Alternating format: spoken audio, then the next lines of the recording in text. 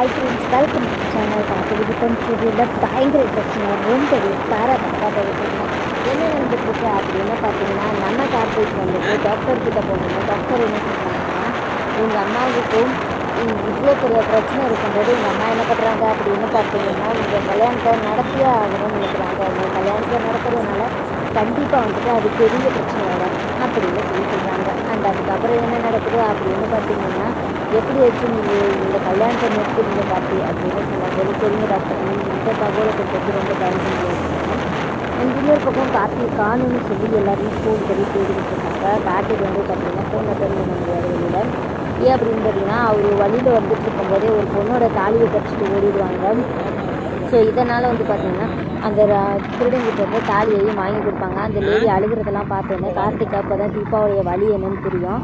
So யாருக்கு என்னன்னாலும் சரி, நம்ம அம்மாவுக்கு ஏற்ற மாதிரியே நம்ம தீபாக்களத்தில் தாலி கட்டிட்டு அம்மாவையும் நம்ம காப்பாற்றிடணும். ஸோ நமக்கு 2 பேருமே தான் முக்கியம் அப்படின்னு சொல்லி கார்த்திக் வந்து பார்த்திங்கன்னா முடிவு பண்ணுறாரு.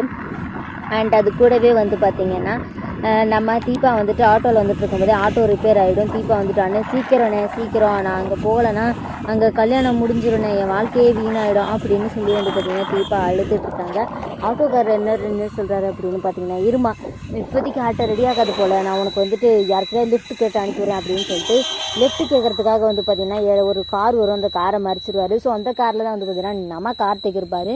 ஸோ கார்த்திகோட கார் இருந்துச்சுன்னா அந்த காரை நேர்த்துனால கார்த்திக் நிறுத்தி, சார் ஒரு பொண்ணு, அந்த பொண்ணோட கல்யாணத்துக்கு போகணுமா சார், தயவு செஞ்சு ஹெல்ப் பண்ணுங்க அப்படின்னு சொன்னேன். கார்த்திக் வந்துட்டு சரின்னு சொன்னார்.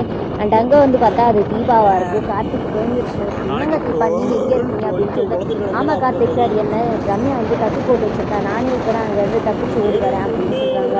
என்ன சொல்கிற தீபா அப்படின்னு சொல்லிட்டு, ஆமாம் என்ன கட்டி வச்சுருந்தாங்க கார்த்திக் சார், நானே தப்பிச்சு அங்கேருந்து எப்படியோ தப்பிச்சோம் பொழைச்சோன்னு சொல்லி ஓடி வந்துட்டு இருக்கேன்.